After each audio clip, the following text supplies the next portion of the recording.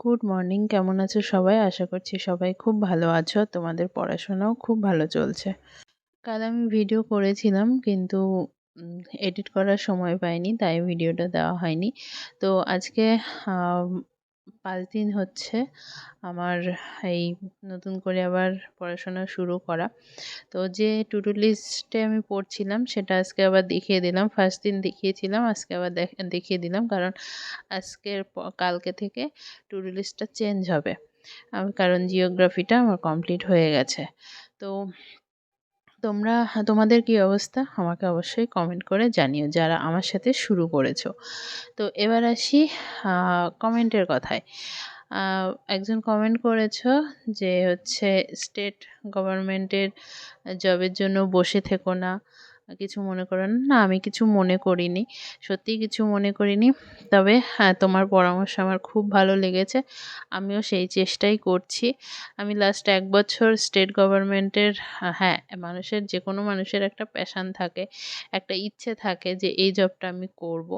তো সেই জন্য সেটা পুলিশ ছিল আমার, বা হচ্ছে অন্য কিছুর জন্য আমি প্রিপারেশান নিয়েছিলাম না সেভাবে।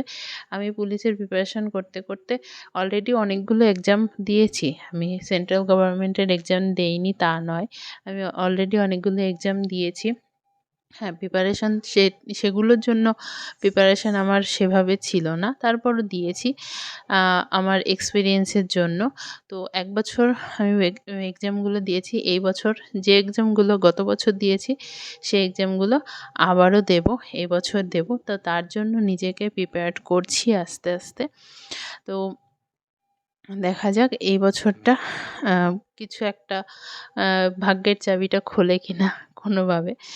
তো যাই হোক, তো তোমরা যারা আমার সাথে নতুন করে আবার শুরু করেছো, বা নতুন উম, যারা নতুন প্রিপারেশান শুরু করছো, অথবা এবার যারা উচ্চ মাধ্যমিক দিয়েছো, তারা যদি কেউ আমার ভিডিও দেখো, তাদেরকে আমি একটাই সাজেস্ট করব, নিজেকে সেন্ট্রালের জন্য প্রিপেয়ার্ড করো।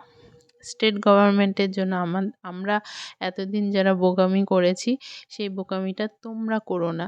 যারা নতুন নতুন প্রিপারেশান শুরু করছো, তাদের একজন আমাকে কমেন্টও করেছিল যে হচ্ছে আমি নতুন শুরু করছি। তো তাদের জন্য বলছি, যারা নতুন আমার ভিডিও দেখছো, তাদেরকে বলছি তোমরা সেন্ট্রাল গভর্নমেন্টের জন্য জবের জন্য নিজেকে প্রিপেয়ার্ড করো। তাহলে স্টেট গভর্নমেন্টের জব যদি ভ্যাকান্সি আসে, যদি এক্সাম হয়, তাহলে অনায়াসে সেটা পাশ করে যাবে। ম্যাথের বেসটাকে আগে ক্লিয়ার করো, পাটিগণিত এবং অ্যাডভান্স ম্যাথ সহ নিজের বেসটাকে ক্লিয়ার করো। ফ্রিতে মিনময় স্যার খুব ভালোভাবে আমাদের ম্যাথের বেসটাকে ক্লিয়ার করে দিয়েছে, সেই ক্লাসগুলো তোমরা করতে পারো। যারা রেলের জন্য ভাবছো, তারা সায়েন্সটাকে ভালো করে ম্যাথ রিজনিংয়ের সাথে সাথে সায়েন্সটাকে ভালো করে পড়ো।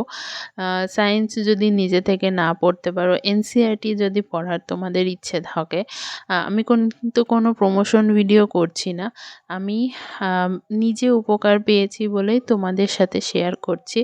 আদ্রা অফলাইন কোচিং সেন্টার বলে একটা চ্যানেল আছে, সেখানে মাসে মাত্র 29 টাকায়, 30 টাকাই বললাম, 29 টাকায় সাবস্ক্রিপশান নিয়ে, মানে মেম্বারশিপ নিয়ে, সেখানে বাংলায় স্যার ক্লাস করান এনসিইআরটির সায়েন্সের বুকগুলো। তো তোমরা সেখান থেকেও ক্লাস করতে পারো। আমি কিছুদিন থেকেই ক্লাসগুলো করছি, মানে 1 সপ্তাহ হয়নি এখন আমার ক্লাসগুলো শুরু করা। তো তোমরা সেখান থেকেও করতে পারো, যারা রেলের জন্য প্রিপারেশান নিচ্ছ। তো এছাড়া আর কোনো নতুনদের জন্য আর কোনো টিপস, কোনো কিছু জানার থাকলে আমাকে অবশ্যই কমেন্ট করো, আমি তার রিপ্লাই দেব। আর কাল থেকে নতুন টু ডু লিস্ট তৈরি করব আবার। আর আবারও বলছি, যারা অনলি পুলিশ পরীক্ষার জন্য ওয়েট করে আছো তারা আর ওয়েট করে থাকো না। নিজেকে যে টাইমটা পাচ্ছ নিজেকে প্রিপেয়ার করো, নতুন কিছু শেখার জন্য, নতুন কিছু জানার জন্য নিজেকে তৈরি করো, নতুন কিছু জানার চেষ্টা করো, তাহলে তোমারই উপকার হবে। তো এই ছিল, আর বেশি কথা বলবো না, অনেক কিছু বললাম। তো এরপর রুটিনটা চেঞ্জ হবে এবং পড়ার সময়টাও চেঞ্জ হবে, একটু বাড়বে।